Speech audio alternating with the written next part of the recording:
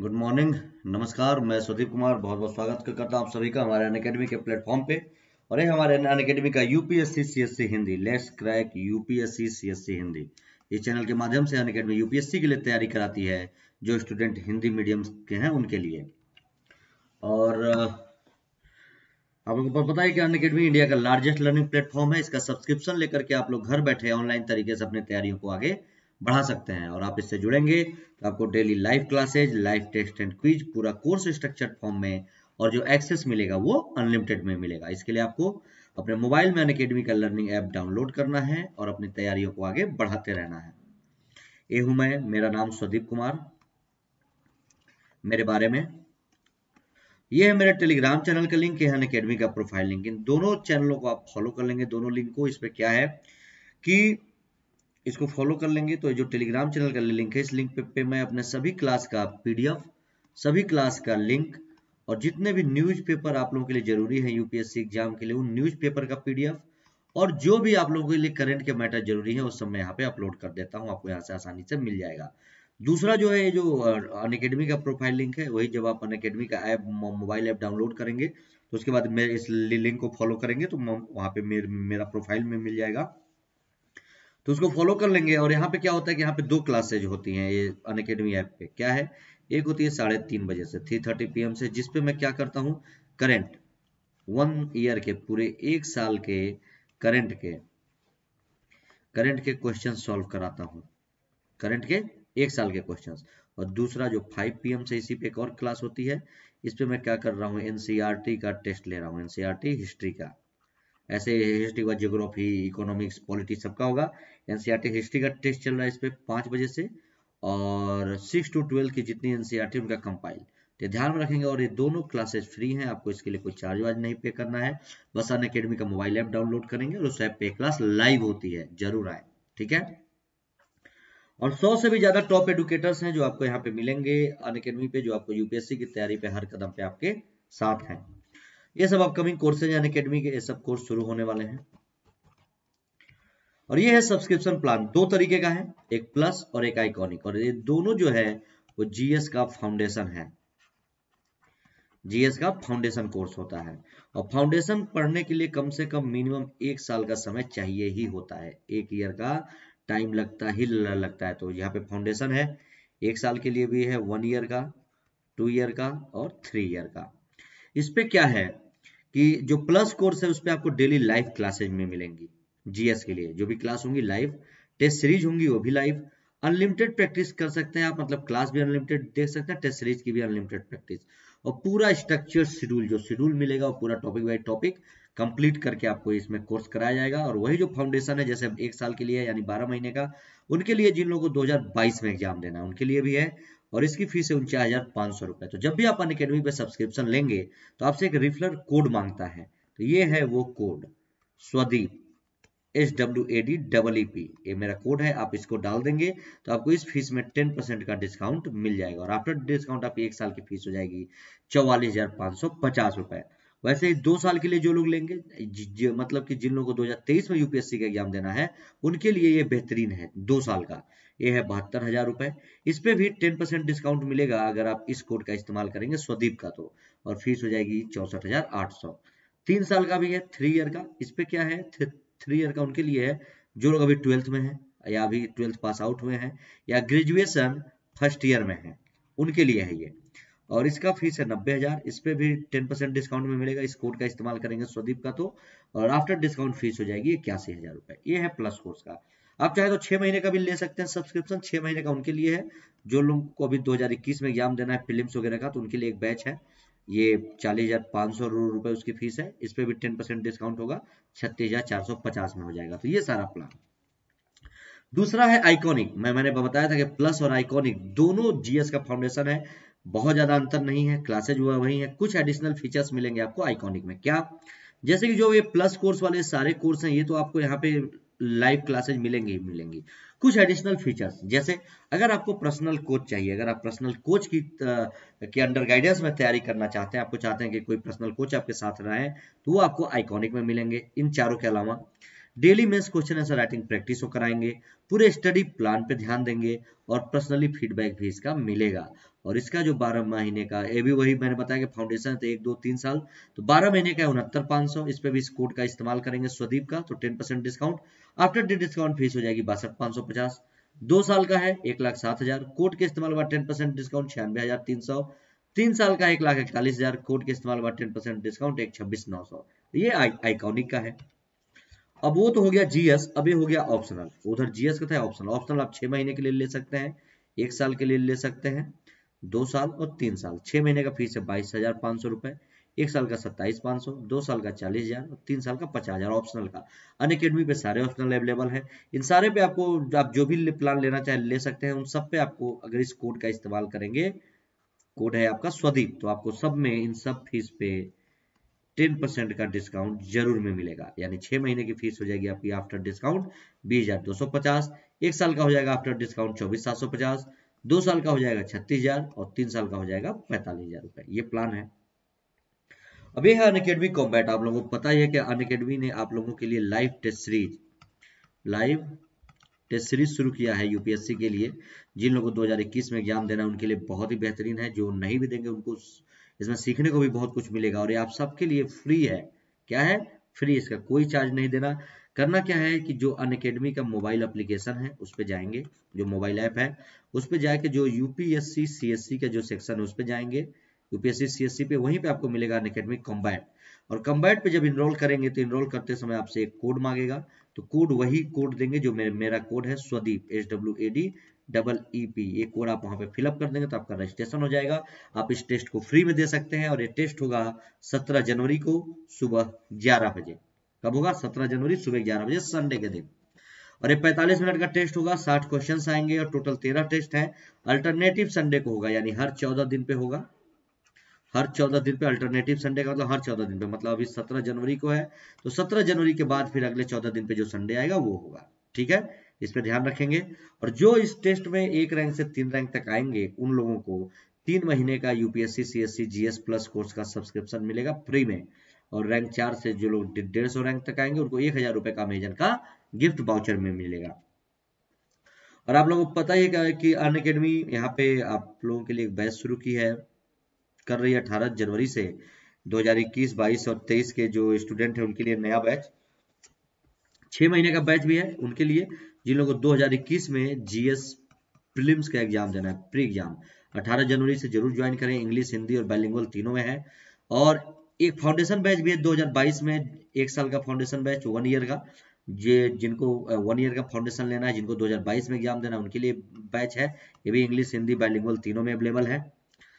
2023 में भी फाउंडेशन, यानी जिनको 2 साल का फाउंडेशन बैच ज्वाइन करना है, जिनको 2023 में एग्जाम देना है उनके लिए ये भी आपका इंग्लिश, हिंदी और बाइलिंगुअल तीनों में अवेलेबल है।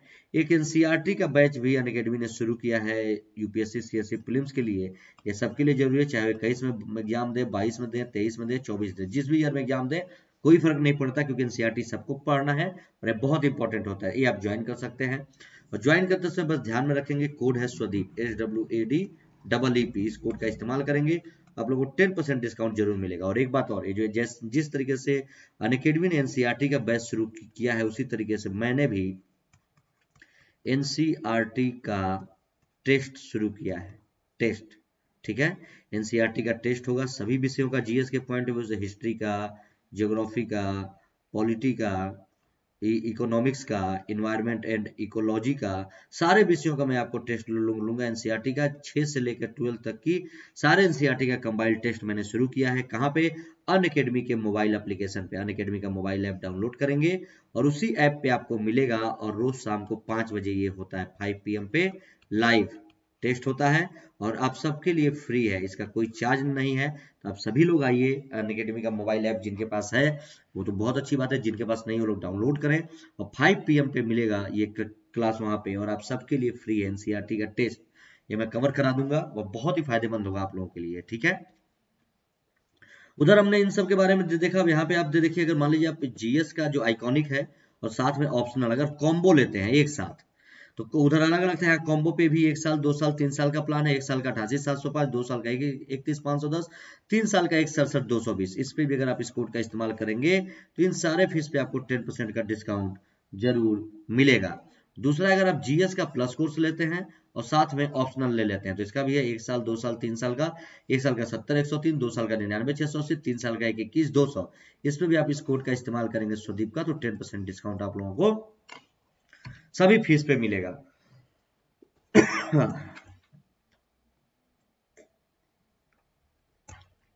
और आप लोग ध्यान देंगे जैसा मैंने आप लोगों से कहा था कि अनअकैडमी जो आइकॉनिक प्लान है अनअकैडमी का, उसका फीस मैंने कहा था कि आने वाले समय में बढ़ने वाला है। तो ये देखिए, ये 25 तारीख से 25 जनवरी 2021 से इसका फीस बढ़ जाएगा। तो जिन लोगों को आइकॉनिक का सब्सक्रिप्शन लेना हो 25 तारीख के पहले पहले ले लेंगे तो पुरानी फीस में ही हो जाएगा, पुरानी फीस में हो जाएगा। अदरवाइज फिर 25 तारीख के बाद जो नई फीस होगी वो देनी होगी। कुछ है इसमें अपग्रेड भी हुए हैं फीचर्स, जैसे पर्सनल कोच तो इसमें मिलेंगे, इसके बाद अलावा कुछ फीचर्स भी अपग्रेड हुए हैं, तो आप लोग इन चीजों को ध्यान में रखेंगे। अब ये है सोर्स जो मैं आप लोगों को पढ़ाता हूँ डेली न्यूज में रोजाना। ये है सोर्स, यानी the Hindu, Indian express, down to earth, Hindustan times, economics times, PIB, PRS, Dainik Jagran का राष्ट्रीय संस्करण, जनसत्ता और गवर्नमेंट की वेबसाइट। ये सारे जगहों से मैं आप लोगों के लिए मैटर इकट्ठा करके लाता हूं जो आप लोगों के लिए उपयोगी है यूपीएससी के एग्जाम के लिए। ठीक है, आज हम लोग क्या क्या पढ़ेंगे ये देखिए। आज हम लोग का जो टॉपिक है डेली न्यूज या इंपॉर्टेंट एडिटोरियल्स में हम लोग क्या देखेंगे। आज हमारा पहला टॉपिक हम लोग देखेंगे राष्ट्रीय युवा दिवस के बारे में। दूसरा, हम लोग पढ़ेंगे एशियाई हुबारा बस्टर्ड के बारे में। तीसरा टॉपिक जावा सागर। चौथा पढ़ेंगे सीबीडीटी द्वारा ई पोर्टल का शुभारंभ किया गया है। पांचवा, बांधवगढ़ राष्ट्रीय उद्यान के बारे में। छठा पढ़ेंगे आरबीआई ने महाराष्ट्र स्थित एक और सहकारी बैंक का लाइसेंस रद्द किया। ठीक है, तो ये हम लोग 6 आज तो टॉपिक डिस्कस करेंगे, एक एक करके पॉइंट बाय पॉइंट। बस सारे टॉपिक इंपॉर्टेंट है, बस ध्यान से आप लोग पढ़ते हुए चलेंगे। क्या कह रहा, ध्यान से देखिए। आज का हमारा टॉपिक है, पहला टॉपिक, राष्ट्रीय युवा दिवस। क्या है? राष्ट्रीय युवा दिवस, national youth day. National youth day कब मनाया जाता है? हर साल 12 जनवरी को मनाया जाता है, स्वामी विवेकानंद जी के जन्म दिवस के दिन। ठीक है, उसी दिन मनाया जाता है युवाओं के लिए। क्या है, ध्यान से पढ़ते हुए चलेंगे कि प्रत्येक वर्ष स्वामी विवेकानंद की जयंती 12 जनवरी को स्वामी विवेकानंद की जयंती है, उन्हीं को उसी दिन राष्ट्रीय युवा दिवस के रूप में मनाया जाता है। स्वामी विवेकानंद की जयंती को ही राष्ट्रीय युवा दिवस के रूप में प्रत्येक वर्ष भारत में मनाया जाता है, यानी 12 जनवरी के दिन। क्या कह रहा है? इस दिन को 1984 में राष्ट्रीय युवा दिवस के रूप में नामित किया गया था। क्या कह रहा है कि जो 12 जनवरी का दिन है, जो 12 जनवरी का दिन है, इसको कब? 1984 में इसको राष्ट्रीय युवा दिवस के रूप में इसको नामित किया गया था, राष्ट्रीय युवा दिवस के रूप में 12 जनवरी 1984 को। और क्यों? क्योंकि 12 जनवरी को स्वामी विवेकानंद का जन्म दिवस है, जयंती है।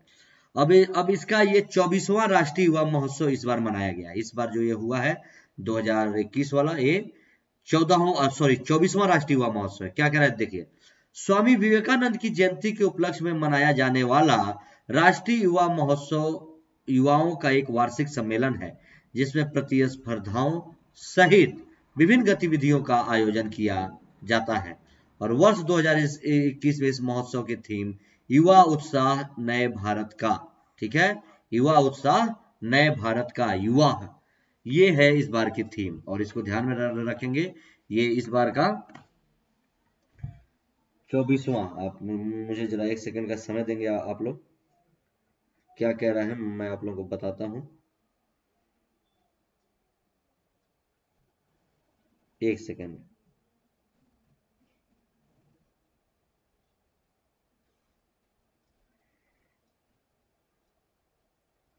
एक सेकंड का बस समय दीजिएगा।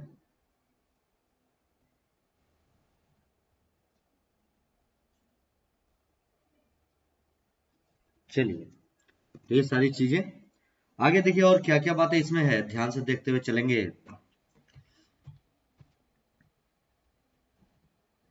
और ये जो महोत्सव चल रहा है हमारा राष्ट्रीय युवा महोत्सव, ये 12 जनवरी से 16 जनवरी तक चलेगा। ठीक है, 12 जनवरी से 16 जनवरी तक ये चलेगा। और इसका आयोजन भारत सरकार के युवा मामले और खेल मंत्रालय यानी ministry of youth affairs and sports के द्वारा किसी एक राज्य सरकार के सहयोग से किया जाता है। इसका हर बार होता है आयोजन। तो हर बार कैसे होता है, कौन करता है इसका? Ministry of youth affairs and sports, Bharat सरकार का युवा मामले और खेल मंत्रालय करता है, और ये किसी एक राज्य के सहयोग से।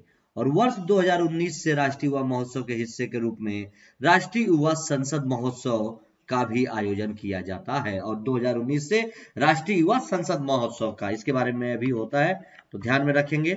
अब राष्ट्रीय युवा संसद महोत्सव क्या है, इसके बारे में पढ़िए। राष्ट्रीय युवा संसद महोत्सव क्या होता है, इसका उद्देश्य क्या है कि 18 से 25 आयु वर्ग के युवाओं के विचार को जानना, जिन्हें वोट देने की अनुमति तो है लेकिन वो चुनाव में नहीं लड़ सकते, उनके विचारों को जानना। राष्ट्रीय युवा संसद महोत्सव यूथ कि वोट तो देते हैं लेकिन वो चुनाव नहीं लड़ सकते, उनके बारे में विचार क्या है, देश के युवाओं का क्या विचार है संसद के बारे में, संविधान के बारे में, हमारे देश के कानून के बारे में, ये सारी चीजें। और युवाओं को सार्वजनिक मुद्दों से जुड़ने, आम आदमी की बात को समझने, अपनी राय बनाने और उन्हें एक स्पष्ट तरीके से व्यक्त करने के लिए प्रोत्साहित करना, ये सारा पॉइंट ध्यान में रखेंगे। राष्ट्रीय युवा संसद जो महोत्सव, इसका आयोजन करता कौन है? ये भी युवा मामले और खेल मंत्रालय के तत्वाधान में राष्ट्रीय सेवा योजना NSS और नेहरू युवा केंद्र संगठन NYKS, ये दोनों इसका आयोजन करते हैं, राष्ट्रीय युवा संसद महोत्सव का। और पहली बार राष्ट्रीय युवा संसद महोत्सव का आयोजन 12 जनवरी से 27 जनवरी 2019 तक नए भारत की आवाज बनो तथा उपाय ढूंढो और नीति में योगदान करो, be the voice of new India and find solution and contribute to policy, इस थीम के साथ किया गया था 2019 में इसकी शुरुआत। और राष्ट्रीय युवा संसद महोत्सव का यह दूसरा आयोजन है, ये ध्यान में रखेंगे, ठीक है, इंपॉर्टेंट है। अब ये राष्ट्रीय युवा जो दिवस है ये किसके लिए मनाया जाता है? स्वामी विवेकानंद के उपलक्ष्य में मनाया जाता है। तो ये भी देखिए स्वामी विवेकानंद के बारे में। स्वामी विवेकानंद का जन्म 12 जनवरी 1863 को हुआ तथा उनके बचपन का नाम नरेंद्र नाथ दत्त था। और उन्होंने दुनिया को वेदांत और योग के भारतीय दर्शन से परिचित करवाया और 19वीं सदी के आध्यात्मिक गुरु और विचारक एवं रामकृष्ण परमहंस के शिष्य थे। सब आप इनके बारे में जानते होंगे, फिर भी पढ़ लीजिए क्योंकि इनका जन्मदिन था 12 तारीख को, उसी उपलक्ष्य में राष्ट्रीय युवा दिवस भारत में मनाया जाता है। और उन्होंने अपनी मातृभूमि के उत्थान के लिए शिक्षा पर सबसे अधिक जोर दिया और साथ ही उन्होंने चरित्र निर्माण आधारित शिक्षा का समर्थन किया। और वर्ष 1897 में उन्होंने रामकृष्ण मिशन की स्थापना की। और रामकृष्ण मिशन एक संगठन है जो मूल्य आधारित शिक्षा, संस्कृति, स्वास्थ्य, महिला सशक्तिकरण, युवा और आदिवासी कल्याण एवं राहत तथा पुनर्वास के क्षेत्र के रूप में कार्य करता है। और वर्ष 1902 में बेलूर मठ में उनका निधन हो गया और पश्चिम बंगाल में स्थित बेलूर मठ रामकृष्ण मठ और रामकृष्ण मिशन का मुख्यालय है, ये ध्यान में रखेंगे। अगला जो टॉपिक है वो है एशियाई हुबारा बस्टर्ड के बारे में। एक पक्षी है, इसके बारे में हम लोग बात करेंगे। ये है एशियाई हुबारा बस्टर्ड। क्या कह रहा है, ध्यान से देखिए क्या है टॉपिक, एशियाई हुबारा बस्टर्ड। इसके बारे में क्या कह रहा है, ध्यान से पढ़ते हुए चलिए। कि हाल ही में पाकिस्तान सरकार ने दुबई शाही परिवार के सदस्यों के लिए अंतर्राष्ट्रीय स्तर पर संरक्षित पक्षी हुबारा बस्टर्ड का शिकार करने की अनुमति देने वाले विशेष परमिट जारी किए हैं। ठीक है, क्या है, पाकिस्तान ने क्या किया है, दुबई के जो शाही परिवार है उनके लिए, उनके भोजन के लिए, सिंपल सी बात है, अंतर्राष्ट्रीय स्तर पर यह पक्षी संरक्षित किया गया है, हुबारा बस्टर्ड, इसके शिकार के लिए परमिट जारी किए हैं पाकिस्तान सरकार ने। ध्यान से देखिए, बस्टर्ड जो है वो स्थलीय पक्षी होते हैं, यानी धरती पर रहने वाले, स्थल पे, जमीन पे, जिनकी कई प्रजातियां होती हैं। इनमें कुछ बड़े तथा उड़ने वाले पक्षी भी शामिल होते हैं। और हुबारा बस्टर्ड की दो विशिष्ट प्रजातियां अंतरराष्ट्रीय प्रकृति संरक्षण संघ यानी IUCN द्वारा दो विशिष्ट प्रजातियों की पहचान की गई है। पहला है उत्तरी अफ्रीका में क्लैमाइडोटिस अडुलांटा, क्लैमाइडोटिस अंडुलांटा, और एशिया में क्लैमोटोटिस मैकेनी। ये दो प्रजातियां एशियाई हुबारा बस्टर्ड का IUCN के द्वारा इसकी 2 विशेष प्रजातियों की पहचान की गई है। और एक कहाँ रहते हैं, इनका वास स्थान क्या है इन पंछियों का? इनका वास स्थान उत्तर पूर्व एशिया, मध्य एशिया, मध्य पूर्व तथा अरब प्रायद्वीप से मिस्र के सिनाई मरुस्थल तक विस्तारित है। और बसंत में प्रजनन के बाद एशियाई हुबारा बस्टर्ड दक्षिण में पाकिस्तान, अरब प्रायद्वीप, दक्षिण पश्चिम एशिया में सर्दियां बिताने के लिए पलायन भी करते हैं। और आबादी में गिरावट के इसके कारण क्या है कि प्राकृतिक आवासों की क्षति के साथ साथ अवैध तथा अनियंत्रित शिकार इनके आबादी में गिरावट का कारण है। इनके संरक्षण की स्थिति क्या है? संरक्षण की स्थिति में IUCN में ये सुभेद यानी वल्नरेबल की श्रेणी में आता है। साइट्स में ये साइट्स के परिशिष्ट वन में है। और वन्य जीवों की प्रवासी प्रजातियों की संरक्षण पर अभिसमय यानी CMS के भी परिशिष्ट 2 में ये आता है। ठीक है, अगला जो हमारा टॉपिक है वो है जावा सागर। जावा सागर के बारे में हम देखेंगे क्या कह रहा है। जावा सागर, जावा सी क्यों चर्चा में है ये देखिए। एक विमान यहाँ पे अभी दुर्घटनाग्रस्त हो गया है, तो ध्यान से पढ़िए इसी बारे में। आप मैप में देख रहे होंगे ये जो एरिया है यही है जावा सागर। क्या कह रहा है कि हाल ही में इंडोनेशिया की श्रीविजया एयरलाइंस का एक विमान बोइंग 735-500 जावा सागर के पास दुर्घटनाग्रस्त हो गया था। क्या हुआ है? इंडोनेशिया की एक एयरलाइंस है जिसका नाम है श्रीविजया एयरलाइंस। इस एयरलाइंस का एक जहाज है, एक विमान है जिसका नाम है बोइंग 737-500। ये जावा सागर के पास, आप ये मैप में देख रहे होंगे, ये है जावा सागर का एरिया। यहीं पे दुर्घटनाग्रस्त हो गया। हुआ क्या ये देखिए। इंडोनेशिया की नौसेना ने इस विमान के ब्लैक बॉक्स को जावा सागर से खोज लिया है और मृतकों की पहचान के साथ दुर्घटना के कारणों का पता लगाया जा रहा है। और इंडोनेशिया की जो नौसेना है जावा सागर में हुआ है। तो हर विमान में एक ब्लैक बॉक्स होता है। ठीक है, ब्लैक बॉक्स हर विमान में होता है, हर जहाज में, हर प्रकार के प्लेन, हवाई जहाज या हर प्रकार के विमान में एक ब्लैक बॉक्स होता है। ब्लैक बॉक्स की क्या होता है जहाज में कि हर तरीके की जहाज की गतिविधियों के निगरानी करने का काम ब्लैक बॉक्स के अंतर्गत होता है। अभी हम लोग आगे पढ़ेंगे ब्लैक बॉक्स के बारे में डिटेल से कि क्या क्या चीजें होती हैं। तो इंडोनेशिया के नौसेना ने ये ब्लैक बॉक्स को ढूंढ लिया है और ढूंढने के बाद उस कारण का पता लगाएगा कि दुर्घटनाग्रस्त कैसे हुआ। ठीक है, और मृतकों की पहचान के लिए वहां पे ये सब भी की जा रही है। आगे देखिए और क्या क्या पॉइंट है इसमें। जावा सागर के बारे में पहले पढ़ ले लीजिए क्योंकि जावा सागर में घटनाएं हुई हैं। जावा सागर पूर्वी एशियाई देश इंडोनेशिया के जावा द्वीप के ठीक उत्तर में स्थित एक सागर है। इंडोनेशिया के बारे में आप लोग जानते ही होंगे। इंडोनेशिया में एक द्वीप है जिसका नाम है जावा द्वीप, उसके उत्तर में ही जावा सागर है। और इसके उत्तर पश्चिम में दक्षिण चीन सागर और पूर्व में फ्लोरस सागर स्थित है। किसके? जावा सागर का। जावा सागर का जो मान लीजिए ये नॉर्थ साउथ ईस्ट वेस्ट हो गया, मान लीजिए जावा सागर का एरिया है, तो जावा सागर के उत्तर इसके उत्तर में दक्षिण चीन सागर, मतलब जावा सागर का जो उत्तर का, मान लीजिए जावा सागर है, इसके उत्तर में यहाँ पे दक्षिण चीन सागर है, दक्षिण चीन सागर, और इसके पूर्व में यानी इधर फ्लोरस सागर है। ये ध्यान में रखेंगे, मैप में आप देख लेंगे, पीछे मैंने मैप भी दिया हुआ है। और कम औसत गहराई वाले इस सागर का क्षेत्रफल लगभग 3.2 लाख वर्ग किलोमीटर है। और मत्स्य आखेट जावा सागर में होने वाली प्रमुख आर्थिक गतिविधि है। और इस सागर से मत्स्य मछलियों का आखेट होता है, मछलियों का शिकार किया जाता है यहाँ के लोग जो है लोकल अपने स्थानीय आर्थिक गतिविधियों के लिए। और क्षेत्र में समुद्री जीवों की 3000 से अधिक प्रजातियां भी पाई जाती हैं। और करीमुंजवा राष्ट्रीय उद्यान जावा सागर के क्षेत्र में ही स्थित है। करीमुंजवा एक राष्ट्रीय उद्यान है वहां का और उसी क्षेत्र में स्थित है, जावा सागर में ही। अब क्या होता है ब्लैक बॉक्स? अब ब्लैक बॉक्स के बारे में पढ़िए, मैंने आप लोगों को बताया था कि वो जो एक्सीडेंट हुआ तो ब्लैक बॉक्स विमान का वो इंडोनेशिया के नौसेना ने ढूंढ ले लिया है। तो क्या है ब्लैक बॉक्स, ये देखिए। ब्लैक बॉक्स किसी विमान का सबसे जरूरी हिस्सा होता है और यह वायुयान में उड़ान के दौरान विमान से जुड़ी सभी तरह की गतिविधियों को रिकॉर्ड करने वाला उपकरण होता है। जब भी उड़ान वायुयान बढ़ता है, कोई भी वायुयान, सब में होता है ब्लैक बॉक्स और सबसे जरूरी हिस्सा होता है। और जब भी उड़ान होता है, जब भी कोई भी विमान उड़ान भरता है या जो भी गतिविधि होती है उसका वो सब उसमें रिकॉर्ड होता है।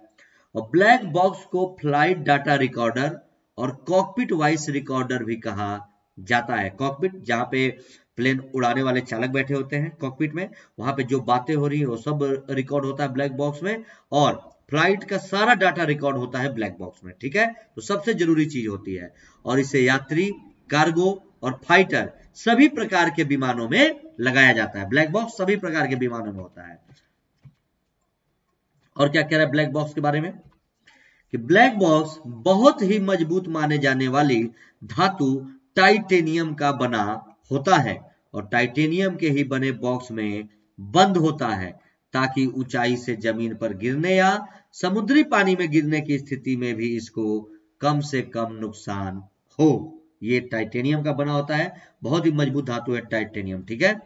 और ब्लैक बॉक्स सामान्यतः दो प्रकार के होते हैं, ठीक है। पहला होता है फ्लाइट डाटा रिकॉर्डर। इसमें क्या होता है कि फ्लाइट डाटा रिकॉर्डर में विमान की दिशा, ऊंचाई, ईंधन, गति, हलचल, केबिन का तापमान सहित 88 प्रकार के आंकड़ों की 25 घंटों से अधिक की रिकॉर्डिंग को इस ब्लैक बॉक्स में सुरक्षित रखा जा सकता है, जो फ्लाइट डाटा रिकॉर्डर, जो दो तरीके का बॉक्स होता है, ठीक है। और यह जो बॉक्स है फ्लाइट डाटा रिकॉर्डर, यह बॉक्स 11,000 डिग्री सेल्सियस के तापमान में भी लगभग 1 घंटे तक सुरक्षित रह सकता है, जबकि 260 डिग्री के तापमान में 10 घंटे से अधिक समय तक सुरक्षित रह सकता है। और दूसरा है जो वो कॉकपिट वॉइस रिकॉर्डर, जो कॉकपिट में बात होती है उसका रिकॉर्डर। यह बॉक्स विमान के दुर्घटनाग्रस्त होने के पहले के 2 घंटों के दौरान विमान के अंदर की आवाजों को रिकॉर्ड करता है, और इसमें विमान के इंजन की आवाज, आपातकालीन अलार्म की आवाज, केबिन और कॉकपिट की आवाज को रिकॉर्ड किया जाता है, ताकि यह पता लगाया जा सके कि दुर्घटना से पहले विमान की स्थिति क्या थी और दुर्घटना के कारण क्या थे। सारा इंपॉर्टेंट ध्यान में रखेंगे। अगला जो हमारा टॉपिक है वो है सीबीडीटी। क्या है सीबीडीटी? क्या है सीबीडीटी? देखिए, central board of direct tax. एक चर्चा में इसके बारे में हम लोग पढ़ेंगे, सीबीडीटी के बारे में क्या कह रहा है, ध्यान से। सीबीडीटी क्यों है चर्चा में? हाल ही में सीबीडीटी ने कर चोरी, बेनामी संपत्तियों, विदेशी या घोषित परिसंपत्तियों के बारे में शिकायत दर्ज करने के लिए ई पोर्टल का शुभारंभ किया है। किसने किया है? सीबीडीटी ने, central board of direct tax ने। इसने क्या किया है कि जितनी भी टैक्स की चोरी होती है, जो बिना नाम की संपत्ति है या जो विदेशियों की अघोषित संपत्तियां हैं, उन सब के बारे में शिकायत दर्ज करने के लिए एक पोर्टल का शुभारंभ किया है सीबीडीटी ने। तो क्या है, ध्यान से पढ़िए। क्या क्या प्रमुख बिंदु है इसमें? कि केंद्रीय प्रत्यक्ष कर बोर्ड यानी central board of direct taxes ने कर चोरी, विदेश अघोषित संपत्तियों और बेनामी संपत्तियों के संबंध में शिकायतों को प्राप्त करने पर उन पर कार्रवाई करने हेतु आयकर विभाग की ई फाइलिंग वेबसाइट पर ई पोर्टल का शुभारंभ किया है। ई पोर्टल और आयकर विभाग की ई फाइलिंग वेबसाइट पर आम नागरिक एक लिंक के माध्यम से कर चोरी, अघोषित विदेशी संपत्ति, बेनामी संपत्ति के संबंध में शिकायत दर्ज करा सकते हैं, कोई भी आम नागरिक, ठीक है। जो आयकर विभाग की ई फाइलिंग वेबसाइट है, उसी ई फाइलिंग वेबसाइट पर ही ई पोर्टल का शुभारंभ किया गया है सीबीडीटी के द्वारा। इनकम टैक्स डिपार्टमेंट की एक वेबसाइट है जिसका नाम है ई फाइलिंग। उसी ई फाइलिंग वेबसाइट पे एक पोर्टल शुरू किया गया है सीबीडीटी के द्वारा, जिससे कोई भी आम आदमी एक लिंक के माध्यम से कोई टैक्स चोरी कर रहा है, कोई अघोषित बेनामी संपत्ति है विदेशियों की या किसी की भी है, उनके बारे में जानकारी या शिकायत दर्ज करा सकता है। शिकायत दर्ज करने के लिए इस सुविधा का उपयोग मौजूदा पैन या आधार कार्ड धारकों के साथ साथ ऐसे व्यक्ति भी कर सकते हैं जिनके पास पैन या आधार कार्ड नहीं है, ठीक है। जिनके पास है वो भी कर सकते हैं शिकायत, और जिनके पास पैन या आधार कार्ड नहीं है वो भी कर सकते हैं। और उल्लेखनीय है कि सीबीडीटी ने हाल के वर्षों में प्रत्यक्ष करों में कई प्रमुख या बड़े कर सुधार भी किए हैं, और कर सुधारों के तहत टैक्स की दरों में कमी करने और प्रत्यक्ष कर कानूनों के सरलीकरण पर फोकस कर रहा है, और आयकर विभाग के कामकाज में दक्षता और पारदर्शिता लाने के लिए सीबीडीटी द्वारा कई पहलें भी की गई हैं। तो सारा इंपॉर्टेंट पॉइंट। अब ये जो पोर्टल है, इस पोर्टल का उद्देश्य क्या है? क्या है इस पोर्टल का उद्देश्य जो सीबीडीटी ने बनाया है? इस पोर्टल का उद्देश्य कर चोरी को रोकने, जो टैक्स चोरी लोग करते हैं उसको रोकने के लिए ई गवर्नेंस की ओर एक और कदम बढ़ाते हुए इस दिशा में नागरिकों की हितधारक के रूप में भागीदारी को प्रोत्साहित करना, कि टैक्स चोरी को रोकने के लिए, कि अगर कोई टैक्स चोरी कर रहा है तो उसके बारे में अगर किसी को पता चलता है तो इस पोर्टल के जरिए वो शिकायत उसके बारे में कर सकते हैं, उसका नाम अगर ओपन नहीं होगा। और आयकर विभाग के बारे में देखिए, क्योंकि आयकर विभाग का जो ई फाइलिंग वेबसाइट है उसी वेबसाइट पे पोर्टल शुरू हुआ है। तो क्या है आयकर विभाग? आयकर विभाग भारत सरकार का प्रत्यक्ष कर संग्रह करने वाला एक विभाग है और यह वित्त मंत्रालय के राजस्व विभाग के अधीन कार्य करता है। और आयकर विभाग को केंद्रीय प्रत्यक्ष कर बोर्ड सीबीडीटी द्वारा शासित किया जाता है और आयकर विभाग की मुख्य जिम्मेदारी विभिन्न प्रत्यक्ष कर कानूनों को लागू करना है और इनमें से सबसे महत्वपूर्ण है आयकर अधिनियम 1961, इसी के तहत होता है। और इसके अतिरिक्त यह बेनामी लेन देन अधिनियम 1988 और काला धन अधिनियम 2015 जैसे अन्य आर्थिक कानूनों को भी लागू करता है। तो ये सारे पॉइंट इंपॉर्टेंट ध्यान में रखेंगे। और केंद्रीय प्रत्यक्ष कर बोर्ड सीबीडीटी के बारे में पढ़िए। अब सीबीडीटी क्या है ये देखिए, कि आयकर विभाग की सहायता से सीबीडीटी प्रत्यक्ष करों से संबंधित नीतियों, कानूनों, योजनाओं आदि को प्रशासित करता है। सीबीडीटी जो है वो जितने भी कर हैं उन सब के बारे में नीति, कानून और योजनाएं, प्रत्यक्ष कर। और भारत सरकार के वित्त मंत्रालय के राजस्व विभाग के अधीन केंद्रीय राजस्व बोर्ड अधिनियम 1963 के तहत वर्ष 1963 में 2 संस्थानों का गठन किया गया था। पहला केंद्रीय प्रत्यक्ष कर बोर्ड का तथा केंद्रीय उत्पाद शुल्क और सीमा शुल्क बोर्ड का। और इस प्रकार सीबीडीटी एक संवैधानिक निकाय है, तो ये ध्यान में रखेंगे। और क्या कह रहा है इसमें, कि इसमें सीमा शुल्क, केंद्रीय उत्पाद शुल्क, सेवा कर यानी custom duty, central excise duty, service tax तथा नार्कोटिक्स के प्रशासन इत्यादि को सीबीईसी इसमें प्रशासित करता है। ये सारा इंपॉर्टेंट ध्यान में रखेंगे। अगला जो टॉपिक है वो है हमारा बांधवगढ़ राष्ट्रीय उद्यान के बारे में पढ़ेंगे। क्यों चर्चा में है बांधवगढ़ राष्ट्रीय उद्यान? आप इसमें देख रहे होंगे कि बात हो रही है बांधवगढ़ की और यहाँ एक बलून उड़ रहा है, तो कुछ इससे जुड़ा है, एयर बलून है। आगे देखिए क्या है चर्चा में, पढ़िए बांधवगढ़ राष्ट्रीय उद्यान के बारे में। मध्य प्रदेश ने बांधवगढ़ राष्ट्रीय उद्यान में हॉट एयर बलून सफारी शुरू करने का निर्णय किया है। जो बांधवगढ़ राष्ट्रीय उद्यान है यहाँ पे मध्य प्रदेश में, यहाँ पे इसने क्या किया है कि मध्य प्रदेश प्रशासन ने जो बांधवगढ़ का नेशनल पार्क है उसमें हॉट एयर बलून सफारी, ये आप बलून देख रहे होंगे इसी का, इसके लिए शुरू करने का क्या, कि यह देश के किसी भी बाघ आरक्षित क्षेत्र के अंतर्गत शुरू की जाने वाली देश की पहली हॉट एयर बलून सफारी है। देश की पहली है, किसी भी बाघ के क्षेत्र में शुरू की जाने वाली, ये ध्यान में रखेंगे।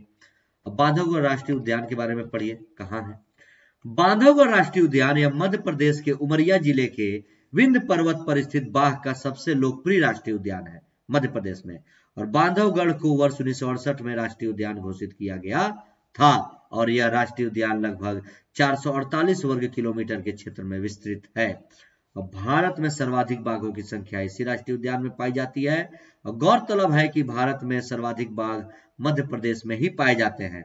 और वर्ष 2019 की बाघ जनगणना के अनुसार मध्य प्रदेश में 526 बाघ सबसे अधिक दर्ज किए गए हैं, ध्यान में रखेंगे। और इस राष्ट्रीय उद्यान के महत्व और संभाव्यता को देखते हुए इसे 1993 में प्रोजेक्ट टाइगर नेटवर्क के अंतर्गत शामिल किया गया। अब प्रोजेक्ट टाइगर क्या है भी पढ़ लीजिए, कि बाघों के संरक्षण के लिए 1973 में केंद्र सरकार ने प्रोजेक्ट टाइगर की शुरुआत की थी। और इस प्रोजेक्ट का उद्देश्य भारत में उपलब्ध बाघों की संख्या के वैज्ञानिक, आर्थिक, सांस्कृतिक, पारिस्थितिकी मूल्यों का संरक्षण सुनिश्चित करना है। और प्रोजेक्ट टाइगर के तहत 50 टाइगर रिजर्व अभी तक बनाए जा चुके हैं। और प्रोजेक्ट टाइगर के क्रियान्वयन के लिए एक वैधानिक निकाय के रूप में राष्ट्रीय बाघ संरक्षण प्राधिकरण का भी गठन किया गया है। और इसका गठन वर्ष 2006 में वन्य जीव संरक्षण अधिनियम 1972 के प्रावधानों के तहत किया गया था। सारे पॉइंट को आप लोग ध्यान में रखेंगे, ठीक है ना। आगे क्या कह रहा है, अभी जो हॉट एयर बैलून है इसके बारे में पढ़िए, जो बांधवगढ़ में अभी शुरू करने की योजना बनाई जा रही है। क्या कह रहा है कि हॉट एयर बैलून गर्म हवा की मदद से उड़ने वाला एक गुब्बारा होता है। चूंकि गर्म हवा तुलनात्मक रूप से हल्की होती है इसलिए यह ऊपर उड़ती है और अपने साथ सामान या आदमी को भी ऊपर ले जाती है। उसमें एक टोकरी टाइप का बना होता है, आपने देखा है, उसी में बैठते हैं। और एक गर्म हवा का गुब्बारा किसी कपड़े या ऐसे पदार्थ से बना एक गैस बैग होता है जिसका निचला हिस्सा खुला होता है और इसके निचले हिस्से में एक गैडोला यानी एक टोकरी लगी होती है जिसमें यात्री बैठ सकते हैं। और गैडोला टोकरी के ऊपर एक अंगीठी जैसी युक्ति लगी होती है जो गुब्बारे में हवा को गर्म करती है और गुब्बारा ऊपर उठता चला जाता है। ये ध्यान में रखेंगे, ठीक है। अगला जो टॉपिक है हमारा ये है कि अभी आरबीआई ने महाराष्ट्र में स्थित एक सहकारी बैंक का लाइसेंस रद्द किया है। क्यों, ये देखिए। RBI reserve bank of India ने महाराष्ट्र स्थित एक और सहकारी बैंक का लाइसेंस रद्द किया। एक और मतलब इसके पहले भी कर चुका है, तो उसका लाइसेंस रद्द कर दिया आरबीआई ने। क्या, ये देखिए क्यों क्यों चर्चा में, ध्यान से पढ़ते हुए। हाल ही में भारतीय रिजर्व बैंक ने महाराष्ट्र स्थित एक और सहकारी बैंक का लाइसेंस रद्द कर दिया है। क्यों किया, अभी आगे हम लोग सब पढ़ेंगे। क्या कह रहा है, ध्यान से देखिए कि आरबीआई ने महाराष्ट्र राज्य के उस्मानाबाद स्थित बसंत दादा नगरी सहकारी बैंक लिमिटेड का लाइसेंस रद्द कर दिया है। किसका रद्द किया है, महाराष्ट्र में एक जगह है उस्मानाबाद, वहां पे स्थित है एक सहकारी बैंक है जिसका नाम है बसंत दादा नगरी सहकारी बैंक लिमिटेड, उसका लाइसेंस रद्द किया है। और इसके अतिरिक्त महाराष्ट्र के सरकारी समितियों के सहकारी आयुक्त और रजिस्ट्रार यानी RCS registrar of cooperative societies, commissioner of corporation and registrar of cooperative societies से अनुरोध किया है कि वह उक्त बैंक को यानी बसंत दादा नगरी सहकारी बैंक को बंद करने और बैंक हेतु एक लिक्विडेटर नियुक्त करने के लिए आदेश जारी करें। तो ये हुआ है, इनके बारे में क्या है ध्यान से पढ़िए कि भारतीय रिजर्व बैंक ने बैंकिंग विनियमन अधिनियम 1949 के तहत यह आदेश जारी किया है कि किसी बैंक को बंद करने का जो आदेश है वो आरबीआई जारी करता है, क्योंकि आरबीआई ही सबके ऊपर है। और आरबीआई किस अधिनियम के तहत ये करता है, बैंकिंग रेगुलेटिंग एक्ट 1949 के तहत, बैंकिंग विनियम अधिनियम 1949 के तहत ऐसा आदेश रिजर्व बैंक दे सकता है।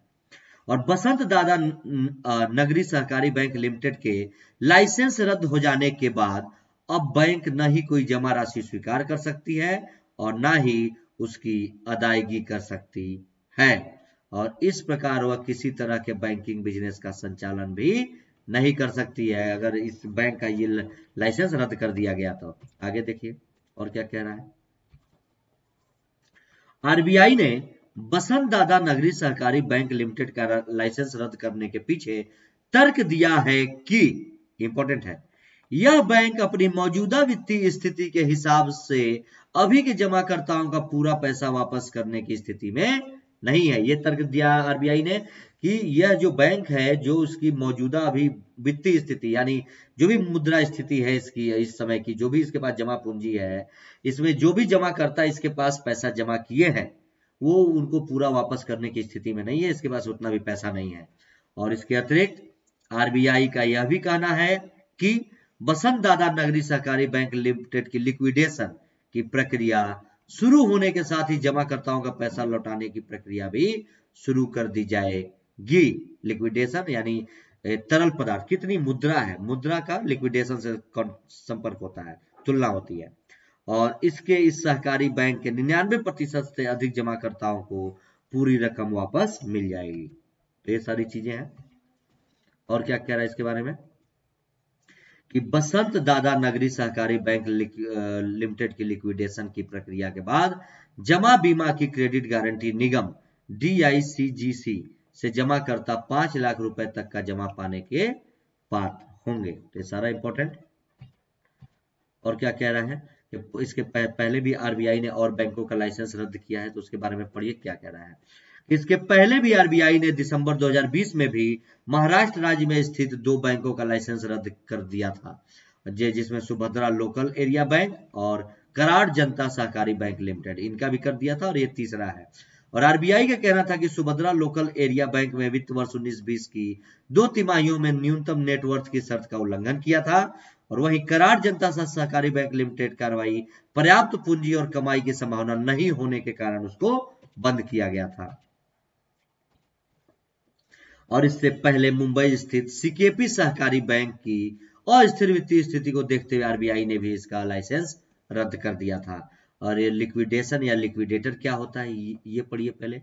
लिक्विडेशन क्या है कि वित्तीय क्षेत्र में किसी बिजनेस इकाई जैसे कोई बैंक हो या कंपनी हो कि बिजनेस, जैसे कि बैंक है तो बैंकिंग करेगा, को समाप्त करने और उसके दावेदारों को संपत्ति वितरित करने की प्रक्रिया को कहते हैं। लिक्विडेशन के इसको कहते हैं कि उसको समाप्त करो और उसके जो भी पैसे हैं, जो भी दावेदार हैं, जो भी जमा करता है उनको वापस करो, इसी को लिक्विडेशन कहते हैं। और इसके लिए एक लिक्विडेटर की नियुक्ति की जाती है जो इन पैसों को उन लोगों को वापस करेगा। तो जरूर ध्यान में रखेंगे। और ये जो जमा बीमा और क्रेडिट गारंटी निगम है DICGC, इसके बारे में पढ़िए। Deposit insurance and credit guarantee corporation, DICGC के बारे में पढ़ लीजिए। जमा बीमा और क्रेडिट गारंटी निगम ये क्या है? भारतीय रिजर्व बैंक की पूर्ण स्वामित्व वाली एक सहायक कंपनी है। इसकी स्थापना 15 जुलाई 1978 को deposit insurance and credit guarantee corporation अधिनियम 1961 के तहत जमा की बीमा प्रदान करने और क्रेडिट सुविधाओं की गारंटी के उद्देश्य से की गई थी। तो सारा पॉइंट ध्यान में रखेंगे। सहकारी बैंक क्या होते हैं ये पढ़िए। सहकारी बैंक क्या होते हैं? सहकारी बैंक का आशय उन छोटे वित्तीय संस्थाओं से है जो शहरी और गैर शहरी दोनों क्षेत्र, दोनों व्यवसायों को ऋण की सुविधा प्रदान करते हैं और या आम बैंकों की तरफ पैसे जमा करना, ऋण देना, बैंक खाता प्रदान करना आदि कार्य करते हैं। और इन बैंकों का स्वामित्व और नियंत्रण सदस्यों द्वारा ही किया जाता है जो लोकतांत्रिक रूप से निदेशक मंडल का चुनाव करते हैं। तो सारा इंपॉर्टेंट पॉइंट ध्यान से रखेंगे।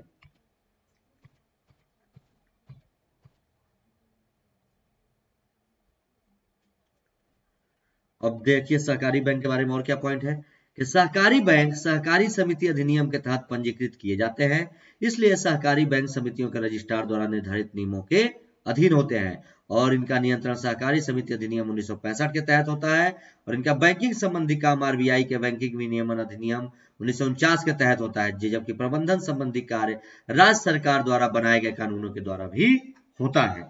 ये सारे पॉइंट थे। आज का टॉपिक ये हमारा यहीं तक था, समाप्त होता है। ये मेरे टेलीग्राम चैनल का लिंक, अनअकैडमी का प्रोफाइल लिंक जरूर फॉलो करें। क्लास को लाइक शेयर और सब्सक्राइब जरूर करें कि ज्यादा से ज्यादा लोगों तक चीजें पहुंच सके। और फिर अभी 1 बजे हम लोग मिलेंगे अपने इंडियन पॉलिटी की क्लास में, इंडियन पॉलिटी। और कल फिर हम लोग 10:30 बजे अपने सेम टाइम बेसिक करंट की क्लास में मिलेंगे। और इसके पहले 2 बातें कि मैंने आप लोगों को बताया था कि 3:30 बजे से 3:30 PM से मैं अनअकैडमी के मोबाइल एप्लीकेशन पे, मोबाइल ऐप पे जो क्लास होती है उसमें मैं पूरे 1 साल के 1 ईयर के करंट के क्वेश्चन सॉल्व करा रहा हूं। तो जरूर ज्वाइन करें, आपके लिए क्लास बहुत इंपॉर्टेंट है और एक क्लास सब फ्री है, इसके लिए आपको कोई चार्ज नहीं देना। अनअकैडमी का मोबाइल ऐप अपने मोबाइल में डाउनलोड करना है और इसको वहां पे आएंगे, वहां पे मेरी क्लास मिलेगी, मेरे प्रोफाइल को फॉलो कर लेंगे वहां पे सर्च करके। इसी पे दूसरा एक क्लास होता है 5 PM से, जिसपे मैं NCERT के टेस्ट कर रहा हूँ। NCERT का टेस्ट होगा इस पे, ठीक है। तो जरूर ध्यान में रखिएगा, NCERT का टेस्ट करेंगे। ये सब सारी बातें एक एक करके हम लोग आगे देखते हुए चलेंगे। तो ये सारी बातें दोनों चीजें जरूर ध्यान में रखिएगा। चलिए तब तक के लिए धन्यवाद, नमस्कार।